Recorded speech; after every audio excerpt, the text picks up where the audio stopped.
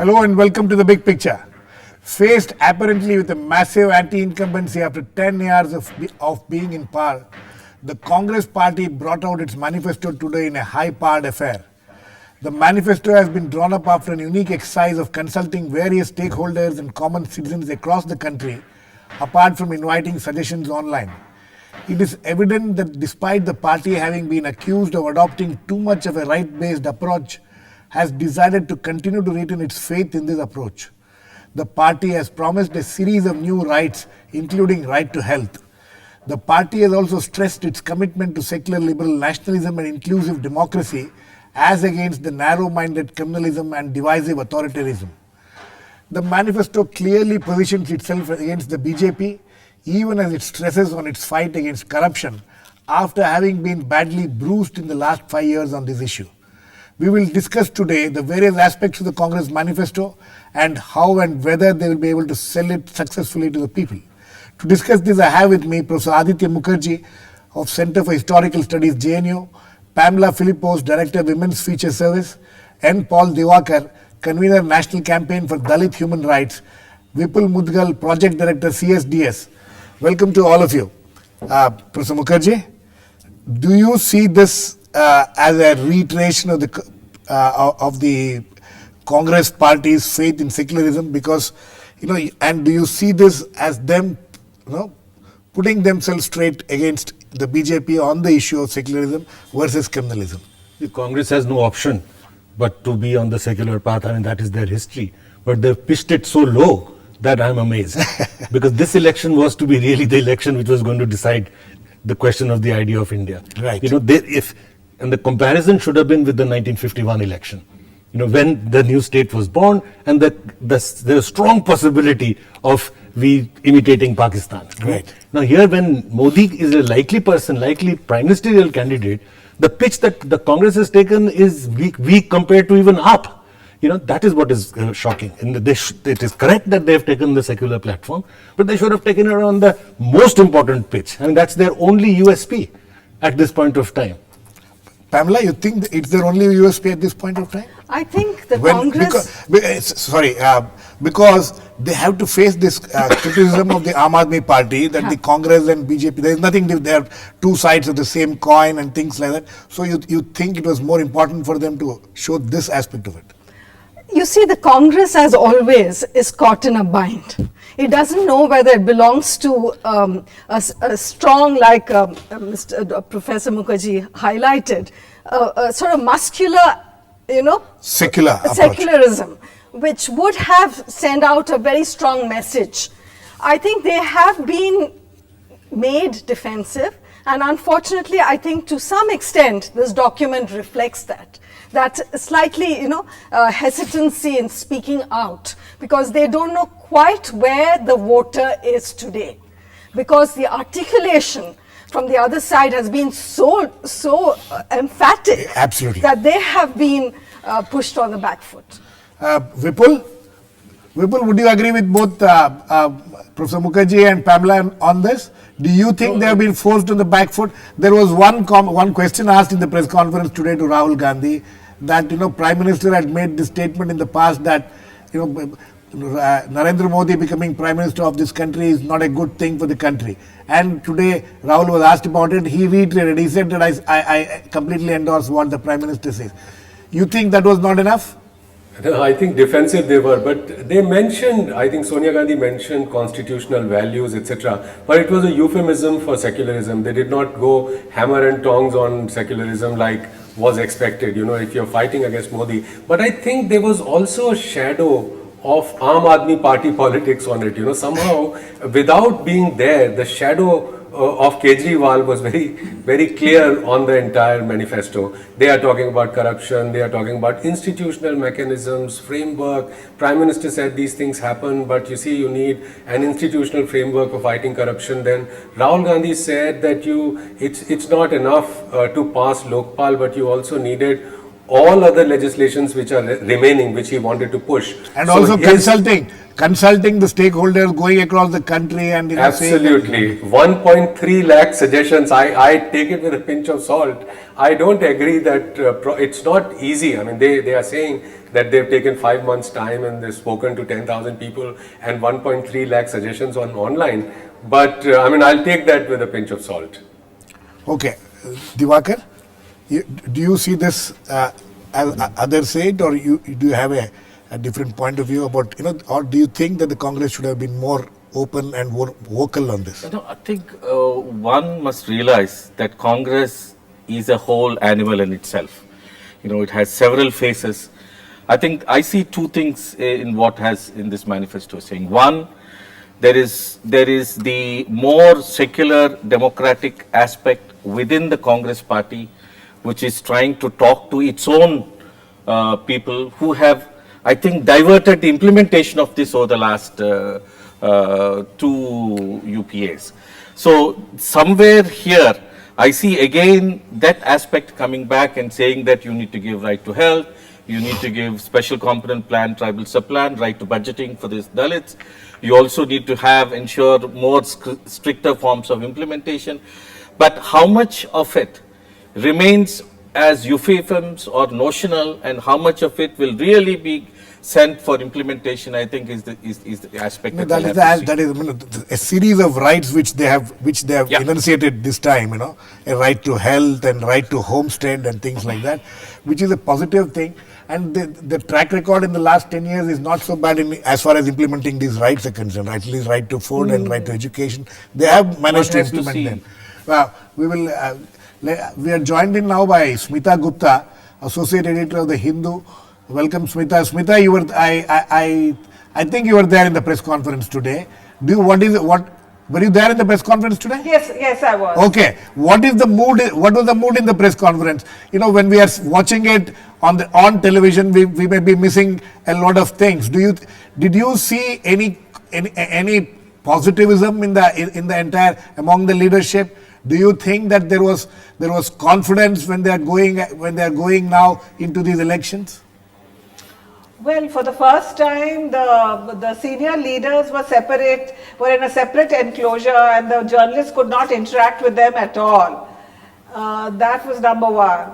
Number two, when the leaders spoke from the rostrum, there was very feeble clappings. So I would guess that the mood is not very positive. Upbeat. Yeah. The mood is not upbeat. Acha, we were before you joined in, Professor Aditya Mukherjee, who is here in the studio, who first raised this issue, that he expected this manifesto to have taken up the issue of secularism in a much more robust manner than what they seem to have done. Would you agree with that? Do you think that there is some hesitation in the Congress party about this issue, which this is exactly the kind of charges against the Congress party when they fought in the Gujarat elections also?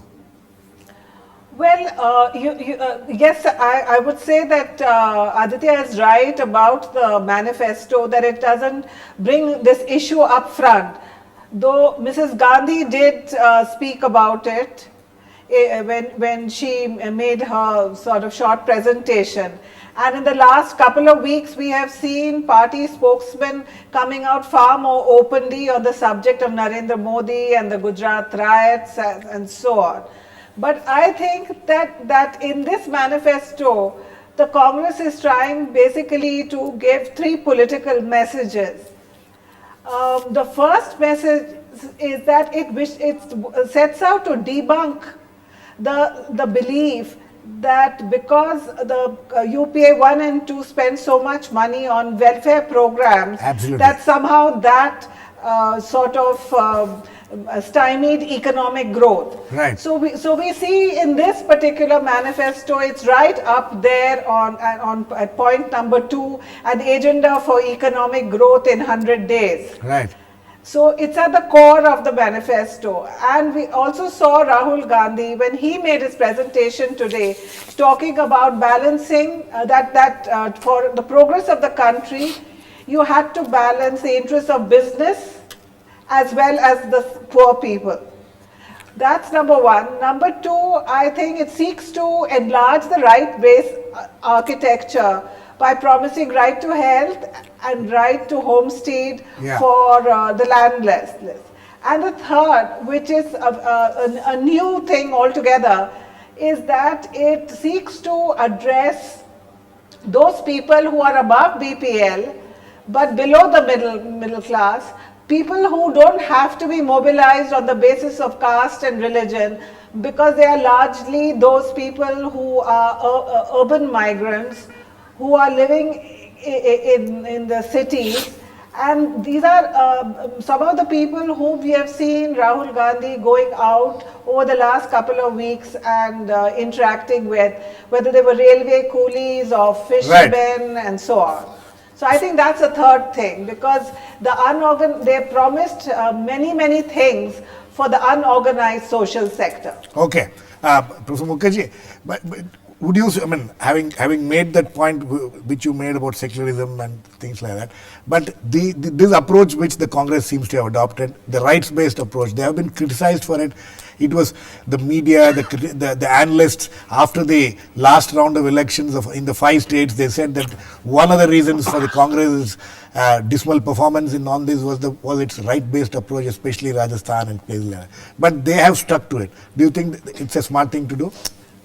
I'll come to that, but just as a footnote to the last point, you see, not only are they not putting themselves as a major secular alternative, they're again playing the same kind of politics of the other parties. They are arguing, for example, for reservation of minorities. Right. You know, something which we learnt in the national movement days was a very dangerous thing to do. You know, and the whole business about reservation, they are halfway there and not there. Their success, as you correctly mentioned, in the last 2 tenures was precisely in not having identity-based programs. The NREGA is not identity-based. The right to information is not identity-based. The right to food is not identity-based. Right to education. Right to education, and it helps the poor. It helps precisely those who need it. But rather than bring that forward and show the success, I think the biggest failure of the Congress has been that they have not been able even to show their success. Absolutely. The fact that some of the world's biggest programs for the poor have been brought in, not with considerable success. Yes. All reports show, and not government reports, but reports on NREGA done by across the board have shown that it has made a huge difference to the rural poor. So they don't forefront it. So I think the good part of this manifesto is that they're continuing with that. Such as the right to health and adding new rights. But I do believe that the right to education, I mean, has only the act has been passed. I mean, it's far from got off the ground. You know, if you actually implemented the right to education properly, that is, every poor child got education, then you would not need all these reservations and this, that, and the other. Pamela, you know, in fact, there is a mention in the manifesto. They want to convert the Sarva Shiksha Abhiyan into Shreshta Shiksha Abhiyan, so that, you know, improving the quality of education, not just putting children. So that's one of the points which they are making. So you agree that the right-based approach, I mean, fully backing it, going behind it. I think they haven't actually. No, one second. Would they be able to, you know, differentiate themselves, say, from the BJP in its approach towards these issues, and the Aam Aadmi Party's criticism, whatever may be the Aam Aadmi Party's reach in terms of electoral reach, but at least its voice is being heard quite across the country? You see, the thing is, the rights-based approach, the gains that the Congress has made, the Congress government has made, Yes. has not been, I think, projected sufficiently. And this has, in fact, you know, recently the NCAR data shows that MG and RDJ actually helped, Yes. especially women and tribals and also the Dalits, possibly. But all this remains unspoken and inarticulated. So that is the problem that needs to be, I think at least for the next few days, the Congress will have to be much more emphatic about owning the gains that they have made. And I think they realize that there are major flaws and gaps even in their architecture of rights. And that's why the right to health has been brought in. Now we know right to health, that health is one of the biggest causes for rural indebtedness. Absolutely. So it is an idea whose time had come about 20 years ago. And now they are saying that they're going to give 3% of GDP to health, which they had said earlier as well. The point is to really put the money where their mouth is and to actually ensure that health becomes a realizable right. Okay. Vipul? Vipul, the question is, does this manifesto address the challenges which the Congress party faces today? The challenge of a BJP led by a person like Narendra Modi, who is, whose capacity to communicate to the people about his ideas or whatever, whether one likes it or not, is way ahead of what any Congress can do any day. And as both Aditya Mukherjee and Pamela was talking about the inability of the UPA to have taken credit for what it has done. So you think that what they have done today, the manifesto, does it reflect their achievements, and will they be able to take on the challenges posed by both the BJP and Aam Aadmi Party to some extent? You see, Girish, you talked about Rajasthan. Some of Yes. these schemes were unfolded in Rajasthan also. Yes, yes. You have a right to food, which came very late. Right. According to me, the pensions which were distributed in Rajasthan were distributed in the last 6 months. So if this had been done earlier on, after all, to pension, one more Right right to which they have pension. promised, the right to pension actually. Absolutely. So healthcare, pension, right to food, etc. They should have come in the first 1 year or 2 years of the UPA rule. So that's the negative side. The positive side in the manifesto, according to their ideology, they've taken the fight to the doors of Narendra Modi. They have actually challenged the Modi kind of growth model, Gujarat model, and they've said that this is an exclusionary model, this is a selective politics, our model is more inclusive. And then, obviously, this is also a manifesto which is a tough balancing act between welfare, economics and liberalization. After all, Congress was the first one to champion the cause of liberalization. So in that sense, talking about manufacturing-led growth, inclusive growth, bank account for everybody, one thing you can say about all manifestos, that there is a problem with manifestos, that you can't hold them accountable. You can't say that you had said it last time. Like, we heard Rahul Gandhi in his interviews also talking about women empowerment, and what we saw finally, last time in 2009 they talked about women's reservation bill very stridently, and where did we reach? So that's one point. The second point is about rights-based development approach, that all the rights should be justiciable. That if I'm supposed to get food, I have right to food, but if I don't get food, then where do I go? Do I get justice? And quick justice. So my grievance should be redressed. And some of those things are part of the same architecture which definitely should be there. And fortunately, Rahul Gandhi did talk about the remaining legislations that could not be passed, Yes. which were part of the anti-corruption thing. So I think it's a balanced manifesto, but at the same time slightly defensive and slightly balancing act. Okay, Diwakar, there are a few things about scheduled caste, Dalit rights and scheduled castes, employment to them and things. One of the things we talk about, very interesting actually, we have not seen, well, I will stand corrected if it has been done earlier, but they are talking of establishing a special commission to identify communities that have not benefited from reservation. This is something which I think no political party in the past has spoken about, establishing a commission.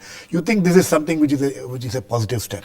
There are several positive things that they have mentioned. There again, I think what I was saying earlier, they're sort of retreating certain things which they've said earlier, not sufficiently showcasing them. But I think on this point, definitely yes. This is something I think that has always created certain imbalances within. But what I think that they'll have to do, so for the first thing, they had several opportunities to ensure, this whole aspect of right to budgeting, right to planning of the scheduled tribes, scheduled castes. Now, this has been dilly-dallied for at least, I think, in the two periods that they have ruled. I do not know why, because already it's an existing policy. of what is called special component plan for scheduled castes and then scheduled tribes. This is one thing, one critical thing, which is a kind of an No, instrumental. are you trying to say that this plan was not implemented properly, or that It has already been there. It's yeah, part it's of the been planning there. Special commission, but plan somehow for it has not special been implemented. plan for tribals, for special plan for SCs. Yes. It's all been so there. this aspect, I think, when they are legislating it, and already Andhra and Karnataka has legislated it, this is a very commendable thing which they are saying, but I hope they will not go back on this. But one thing when they're talking about the scheduled tribes, they have not really looked at the massive displacement, the kind of industrialization and the kind of development policy this has caused.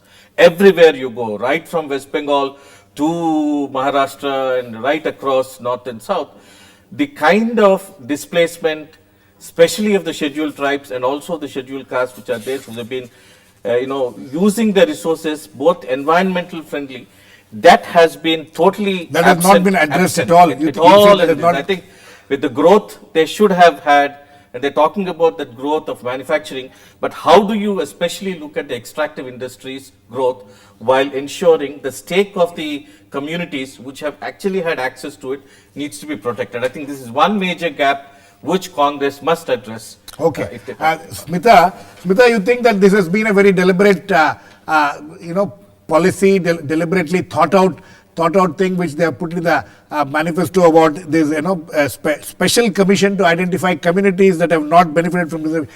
There has been a lot of, whenever there has been a debate and heated debates on reservations, one of the issues which always come up is that, all the communities which are supposed to get the benefit of reservations don't get it because only few, whether it's in scheduled castes or scheduled tribes or even among the OBCs, a few upper castes among them get all the benefit. Is this something which has been thought through? Well, the thing is that while the stated policy of the Congress is to continue with the current policy of reservation, there is a large constituency within the party's leadership which feels that these kind of reservations, these kind of quotas should be phased out. If you recall, very recently, Party General Secretary Janardhan Dwivedi came out against it, which forced Mrs. Gandhi to come out and say that reservation is an article of faith with the Congress party. But even in this particular manifesto, apart from the item that you mentioned, there is a section which talks about reservation for economically weaker sections. Yes, I was coming to that. Economically weaker sections of all communities without affecting existing reservations. So this is the issue. They have addressed actually Janardhan Dwivedi's issue. Yeah, so the point is that Mrs. Gandhi and Rahul Gandhi's position on reservation is not exactly the same. And this is a party where the leadership is in transition. And I would suspect that Rahul Gandhi's position on reservation, it's not that of the Youth for Equality, but it is certainly far more nuanced than the current stated policy position, which is why he is also trying to address the 70 crore people who will be, who he is trying to mobilize not on the basis of caste or religion or region, but on economic issues. Okay. Diwakar, in fact, I want to bring you in this. You think that there is this, is this a confusion, or you think that this is the way ahead in future for political parties, that they cannot ignore this other aspect, that Janardhan Dwivedi point of view cannot be ignored, and so they have put in that. Will they be able to blend these two things? This is a problematic issue for many who really look at strengthening of the marginalized. I mean, nobody is saying have reservation or have actually access for the poor from the economic side. Definitely we must do it. But then the traditional, this is the caste system. Actually here I think one thing that Congress has not done is taken on the caste-based discrimination head on. We should annihilate caste. It's time we have annihilated caste. And here what they're saying is, we will not touch the existing structure. No, they're saying we will not touch the existing. Touch the existing structure, but then also have reservations for the economic. This kind of a bipolarity has to be resolved within Congress. Yes, Professor Mukherjee. Sometimes you need to tell the truth. Affirmative action is not equal to quotas. The world over, people have thought about it. It's illegal to have a quota in the United States. They also started with the reservation quotas. And you can push. That's what the founding fathers of the Constitution also thought. That's why they said reservation only for 10 years. You can push it to absurd limits as we have done now. We have pushed it where we made the Jats, for example, also will get reservation in areas. Dominant communities of regions are now getting reservation. Now this creates necessarily a backlash which is not good for the underprivileged. So this kind of politics, that's why I'm saying the alternate politics which reaches the poor without doing identity politics. These are shortcuts. Can I just now you're add talking of something reservation. here? I want to just mention one thing. I'll come to you, Vipul. You talk of reservation in schools, for example. Now, in government schools, and this is a study we've done in Haryana, in the government schools in the villages, only the Dalits go. Nobody goes. You don't need reservation. The reason is that there is no education happening there. So the issue is not that. Just by doing reservation, you are not meeting the issue. 1 out of 3 children in India go to school. About 80 to 90% of Dalits do not go to school at all. So how is reservation going to solve the issue? Something else needs to be done. Yes, Vipul? No, I was basically adding some point here. I was just saying that you see in this manifesto also that there are non-identity politics groups. Now you have the hawkers, you have the vendors, street you have the vendors. domestic workers, and you have the disabled. Right. So, each one of these are more than 1 crore plus. So, I know that there is a decline of identity politics in India, but I think here Congress has been, let's give it to them. They've been smart in actually identifying these groups and working with them in the past. Now, with the vendors, and I'm sure even BJP and other parties are also going to talk about urban poor in a new light, in a non-identity politics way. Okay. Yes, Pamela. I'm disappointed because I think reservations is warranted, especially with regard to reservations for women in employment, for instance. No, I think it is reservation for very- women is something Women talking caste at the moment. No, but I'm talking saying of that actually reservations for women in various- reservations is equals representation. Right. I think it is important that it remains as part of public policy because it represents representation. It's my face and my presence. No, you're that talking of matters. women's I'm reservation talking for of women. women. I would make the same argument for those who The have been underprivileged. historically disprivileged. You think that that the present policies should continue.